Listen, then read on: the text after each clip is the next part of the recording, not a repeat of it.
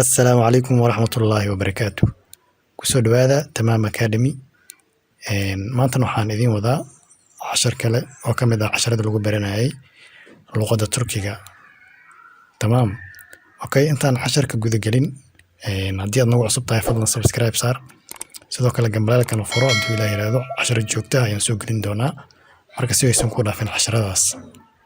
Okay, haddii aad horay subscribe u saartay waad ku mahadsan tahay. Kaliya waxa ku haray inaad muuqaalka like saarto. Tamaam, haddana waxaan sii gelaynaa casharkeeni.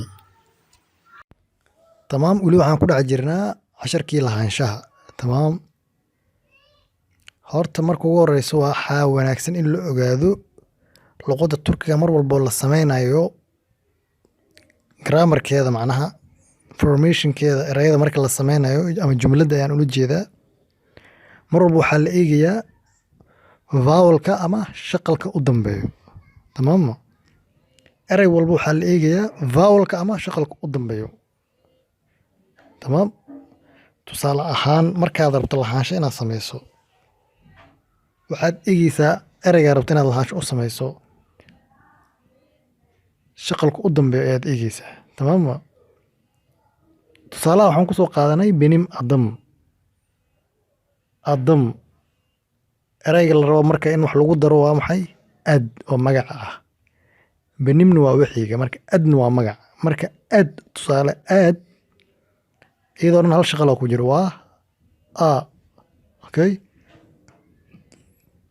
Marka sidaa darteeda maadaama shaqalku uu yahay a waxaa lagu darayaa benim adam ama adam magaciiga. Tamaam. Waa marka sidaas hadday tahay a ama erayga haddii u dambeeyo waxaad ku daraysaa tamaam. Waa markay benim markay tahay waa baan markay tahay waa arki doonaa marka kuwa kalena wax raacaya baan markay tahay aad ku daraysaa laakiin muhiimaddu waxay tahay a ama markay u dambeyso ayaad ku dari markay baan tahay kuwa kale waan arkaynaa insha Allah. Ama erayga haddii u dambeeyo anaa shaqalka ama vowelka erayga ku dhex jiro.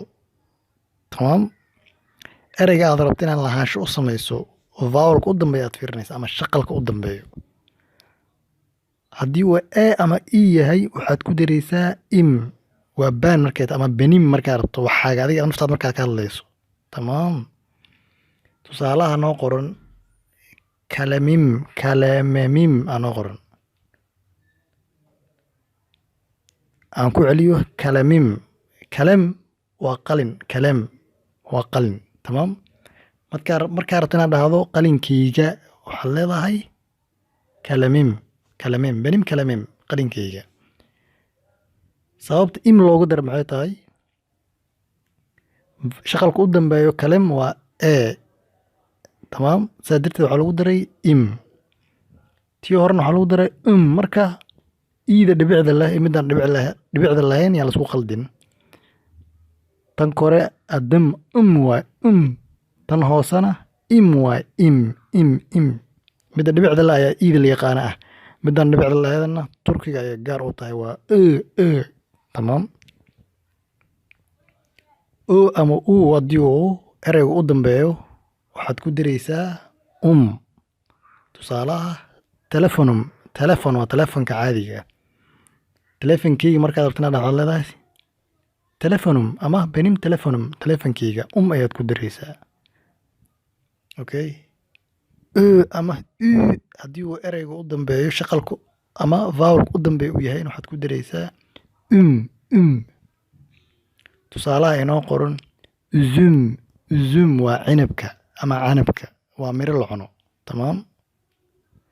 cinab ama canab midaad doonto dheh. markaad rabto inaad dhahdo cinabkeyga ama canabkeyga maxaad leedahay ayaad leedahay ayaad ku daraysaa tamaam.